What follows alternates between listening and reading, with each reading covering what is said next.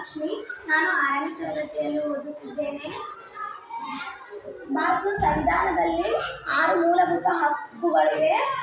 1ನೇ ಹಕ್ಕು ಸಮಾನತೆಯ ಹಕ್ಕು, 2ನೇದು ಸ್ವಾತಂತ್ರ್ಯದ ಹಕ್ಕು, ಶೋಷಣೆಯ ವಿರುದ್ಧ ಹಕ್ಕು, ಧಾರ್ಮಿಕ ಸ್ವಾತಂತ್ರ್ಯದ ಹಕ್ಕು, ಸಾಂಸ್ಕೃತಿಕ ಮತ್ತು ವಿದ್ಯಾಭ್ಯಾಸದ ಹಕ್ಕು, ಸಂವಿಧಾನದ ಪರಿಹಾರದ ಹಕ್ಕು.